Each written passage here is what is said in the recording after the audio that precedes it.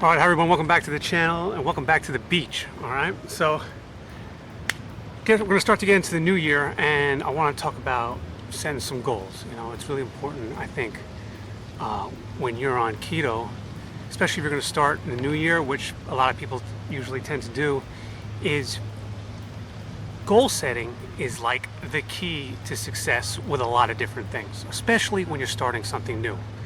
You know, if you were to Google how long does it take to make a new habit, the average is like 66 days.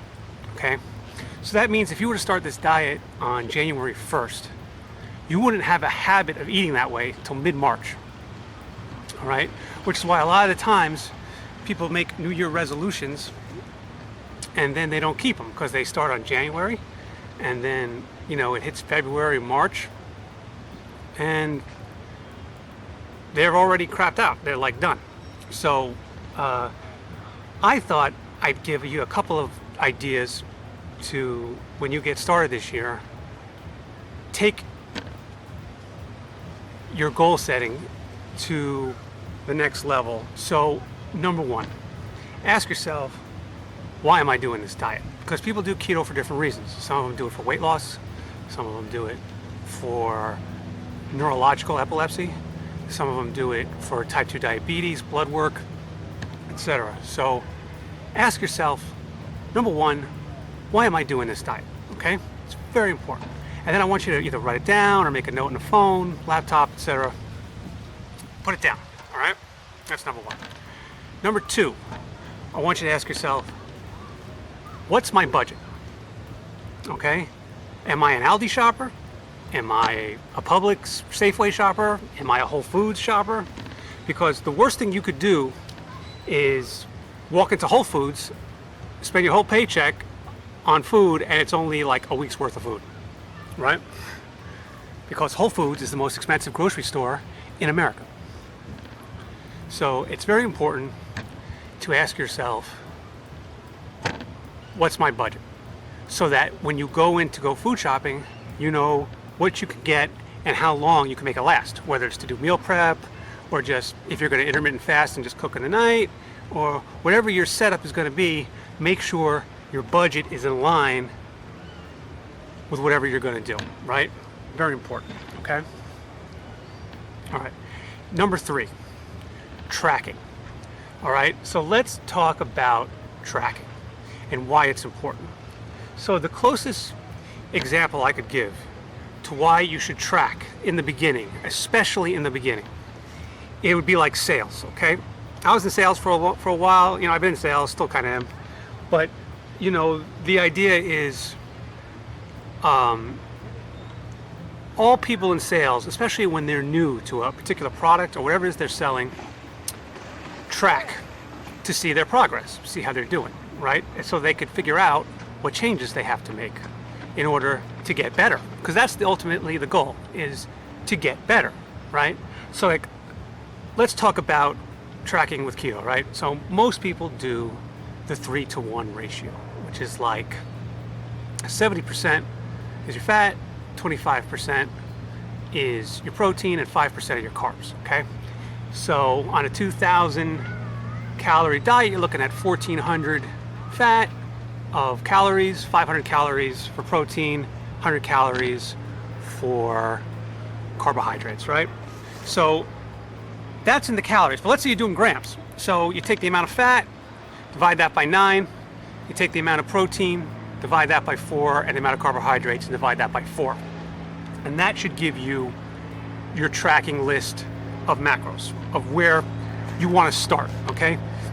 Now, I personally haven't been on this diet now for like 3 years, okay? Would tell you to include fiber in your goals. Fiber is very good for the gut. It's very good. They're discovering more and more how much fiber is good for your gut microbiome. And the recommended daily intake is about 36 grams a day for most adults.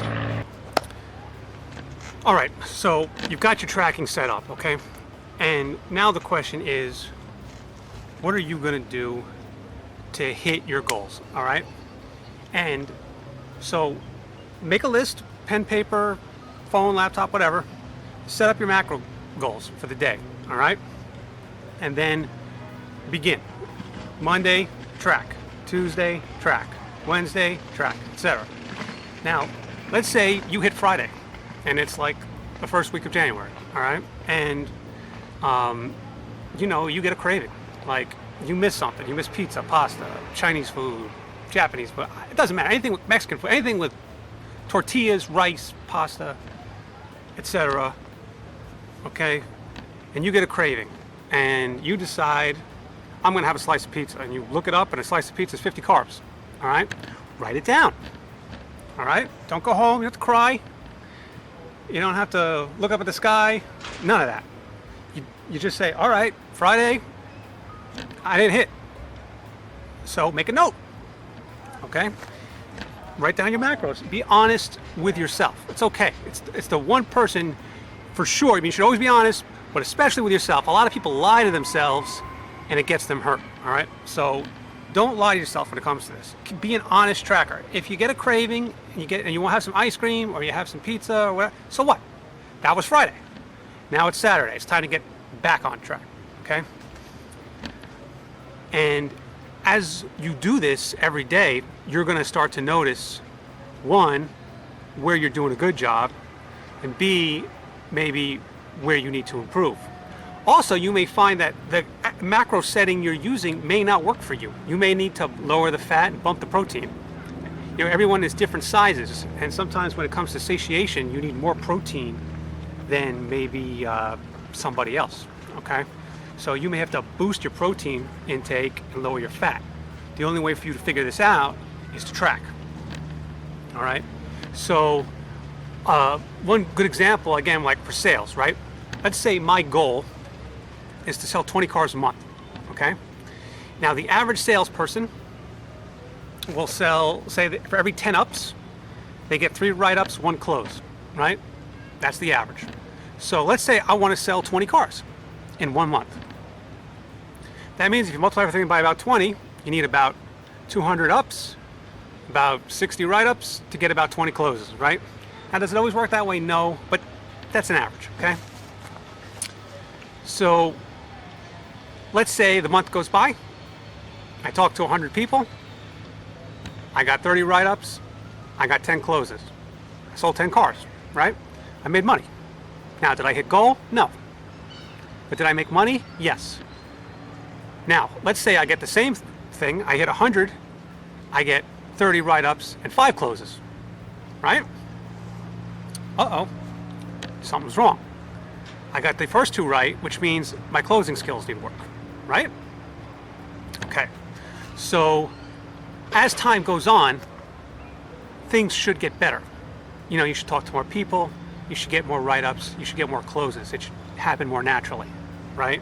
And all of a sudden you're selling 15, 20, 25, 30 cars a month, whatever the number is, because you're in a groove and you've worked on the stuff that doesn't work, and with the stuff that was working, you didn't mess with it. You kept it fine, right?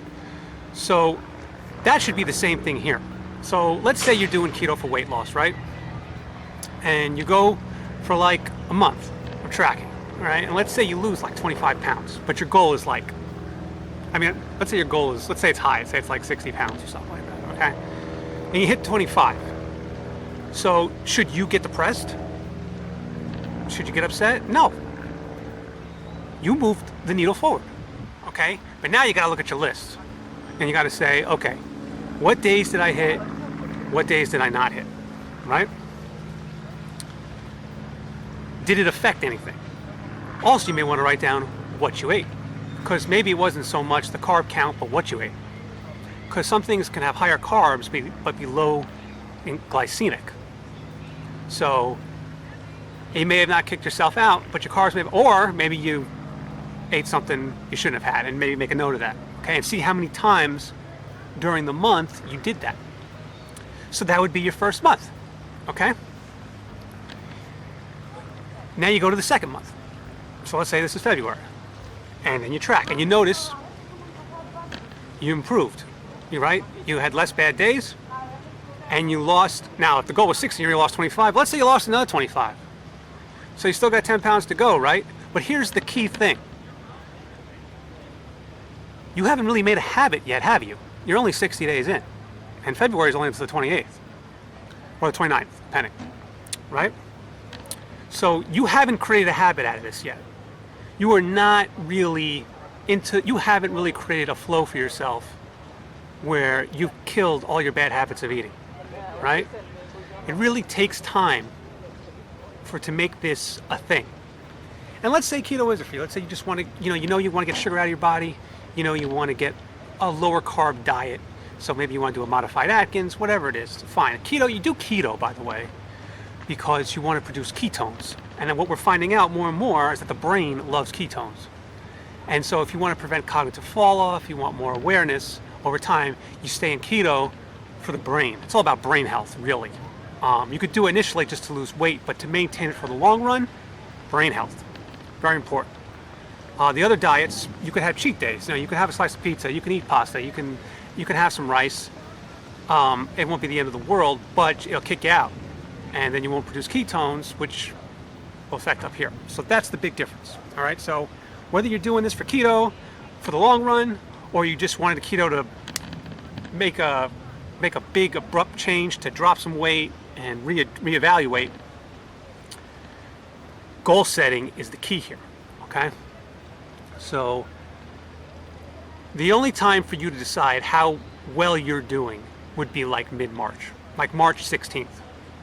See how much weight you've lost, check out your eating habits, see where you're at, okay? After March 16th, then it's time to decide, do you stick with it or do you think of another game plan? Because after about 70, 80 days, you'll know how good you are at maintaining this diet. It's not really that difficult, but I know there's foodies out there. Also culturally, I know if you grew up in a culture that eats rice or tortillas or pasta, or it's very much rooted in the family. It's not easy just to drop, and which I get totally. But also most of the people though who start on this diet are usually a little bit older, right? Like in your 30s is usually when people start kicking into this thing, or 40s or 50s. So whatever those foods are in your culture, you've had a ton of it. So it's not like you're missing out. All right. So now it's time to make a decision. Am I going to focus on my health first, or am I going to focus on tradition? And if I'm going to keep tradition in, how much tradition, right? How much tradition is really going to affect me? How much isn't? It's another thing you got to decide, right? So this is the importance of goal setting and tracking, is that it lets you know where you're at. It allows you to improve. It allows you to achieve what you're trying to achieve, and then decide what your next goal is. Because then you can create new goals, right? And then you can track those. And it'll make you stronger over time. All right?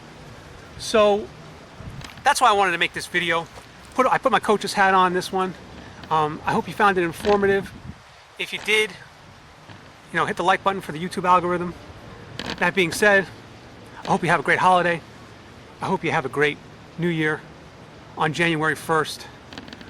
Let's make it happen. All right. Thank you very much for watching. Until next time, be well.